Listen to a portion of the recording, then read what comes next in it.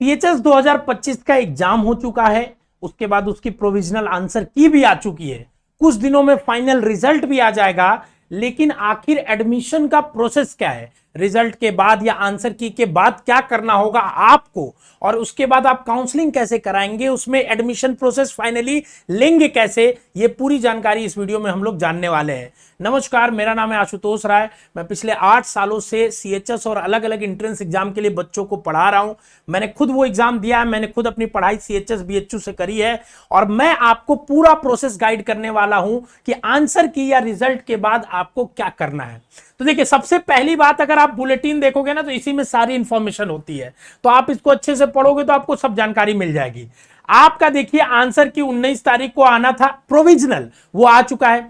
Provisional कहने का मतलब है कि उस आंसर की में कुछ गलतियां होती हैं, कभी कभार टाइपिंग मिस्टेक या कुछ भी। आप एक एक अपना आंसर की मैच करो, जो भी आपको आंसर गलत लगता है उसको आप क्लेम कर सकते हो, एक क्वेश्चन का 100 रुपया देके, ठीक है ना।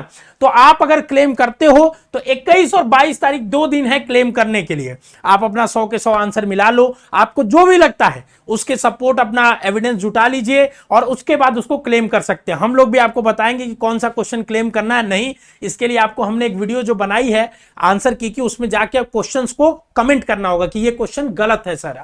उसके बाद देखिए फाइनल आंसर की बीएचयू देखेगा, आपका जो भी आपने क्लेम किया होगा अगर सही होगा तो एक फाइनल आंसर की रिलीज करेगा 30 मई को, और फिर रिजल्ट आएगा आपका 9 जून को।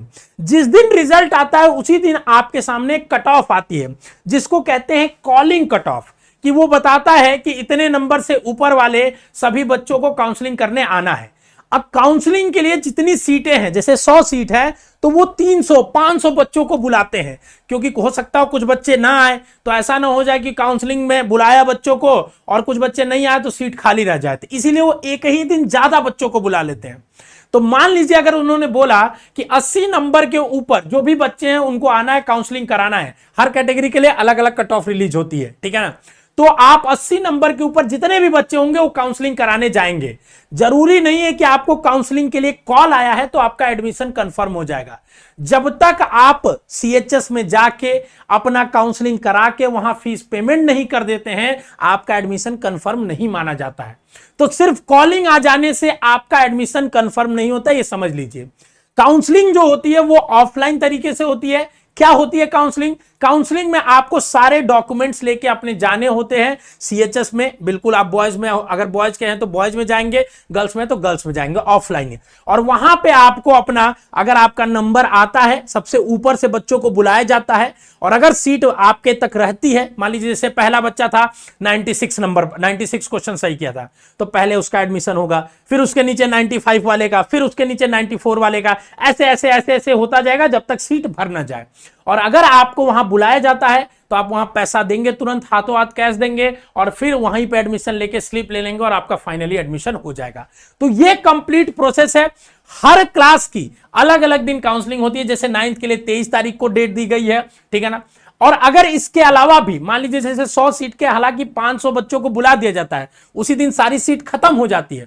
लेकिन मान लो 100 सीट के लिए 500 बच्चों को बुलाया, उतने नहीं भी पहुंच पाए, तो बाद में इसीलिए वेटिंग बच्चों को रखा जाता है और उनकी काउंसलिंग फिर से कराई जाती है। लेकिन सीट बचती ही नहीं है, क्योंकि सभी बच्चे अगर बुलाया जाता है तो सब चढ़ बढ़ के जाते हैं, तो वेटिंग की बात ही नहीं आती है, ठीक है। तो ये हो गई पूरी काउंसलिंग प्रोसेस। अब इसमें एक चीज और होता है, पेड सीट।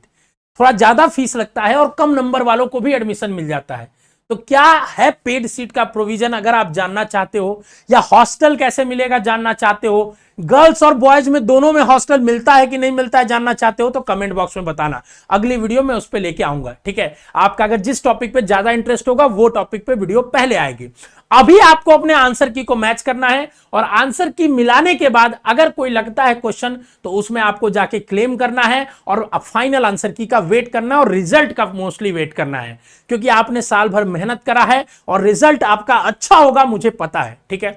बाकी अगर आपके छोटे भाई बहन या आपके रिश्तेदारी में कोई भी बच्चा सीएचएस की तैयारी करना चाहता 9th या 11th किसी भी क्लास के लिए, तो आप उसको स्कूल शिक्षा का ऐप डाउनलोड करने को कहिए और अभी से तैयारी करने को कहिए, ताकि कंपटीशन की रेस में वो पीछे ना रह जाए। स्वस्थ रहिए, मस्त रहिए, खुश रहिए। All the best, love you all.